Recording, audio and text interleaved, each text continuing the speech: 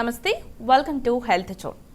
వయసుతో పాటు మోకాళ్ళు అరిగిపోవడం, మోకాళ్ళు నొప్పులు రావడం ఇవన్నీ మనం సహజంగానే చూస్తూ ఉంటాం. అయితే మనకు భుజంలో కూడా కీళ్ళు అరిగిపోవడం, దానివల్ల నొప్పులు రావడం ఇలాంటివి జరుగుతుంటాయి. అసలు షోల్డర్ పెయిన్స్ అనేవి ఎందుకు వస్తాయి, షోల్డర్ రీప్లేస్మెంట్ సర్జరీ అనేది ఎప్పుడు చేస్తారో, ఎందుకు చేస్తారు, ఇలాంటి విషయాలన్నీ కూడా మనకు తెలియజేయడానికి మనతో పాటు ఉన్నారు doctor B Chandrashekar, director of shoulder surgery, KIMS Sunshine hospital, Begumpet. సార్తో మాట్లాడదాం, మరిన్ని విషయాలు తెలుసుకుందాం. అంతకన్నా ముందు మీకేమైనా సందేహాలు ఉంటే కనుక స్క్రీన్ మీద కనిపిస్తున్నటువంటి నంబర్స్కి కాల్ చేసి మీ డౌట్స్ని అడగొచ్చు. నమస్తే సార్. నమస్తే సార్, ముందుగా చెప్పండి, అంటే మనకి మోకాళ్ళ నొప్పులు తెలుసు, మోకాళ్ళ అరుగుదల తెలుసు.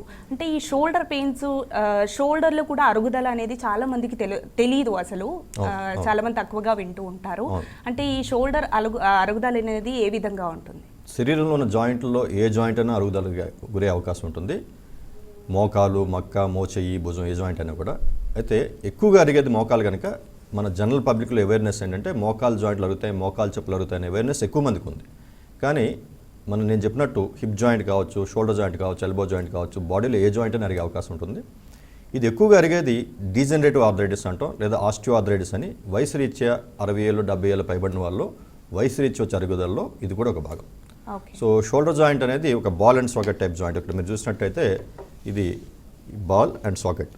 ఈ బాల్ అండ్ సాకెట్ రెండు స్మూత్గా ఉండేటి వరకు పర్వాలేదు. కానీ ఇది వయసు రీత్యా కావచ్చు, వేరే ఇతరత్ర కారణాల వల్ల కావచ్చు, ఈ స్మూత్నెస్ పోయి రఫ్ అయినప్పుడు మనం జాయింట్ అరిగిందంటాం. ఇది మోకాలు చెప్ప ఏ రకంగా అయితే అరుగుతుందో అదేవిధంగా ఈ షోల్డర్లో ఉండే బాల్ కూడా అరిగే అవకాశం ఉంటుంది. దీన్ని మనం షోల్డర్ ఆర్థరైటిస్ అంటాం. ఓకే. సో అంటే ఈ షోల్డర్ అరుగుదల అనేది ఎవరిలో ఎక్కువగా ఉంటుంది, దీనికి కారణాలు ఏమై ఉంటాయి సార్? సో నేను ముందు చెప్పినట్టు ఈ షోల్డర్ ఆర్థరైటిస్ ఎక్కువగా వయసు రీత్యా వచ్చే అరుగుదల. ఏజ్డ్ పీపుల్లో, సీనియర్ సిటిజన్స్లో 60-70 ఏళ్ళు పైబడిన వాళ్ళు వయసు రీత్యా మోకాలు చెప్పులు, మోకాలు జాయింట్లు అరిగేటట్టే షోల్డర్ జాయింట్ కూడా అరిగే అవకాశం ఉంటుంది. దీన్ని ఆస్టియో ఆర్థరైటిస్ అంటాం. ఇది ఎక్కువగా కనిపిస్తుంటుంది.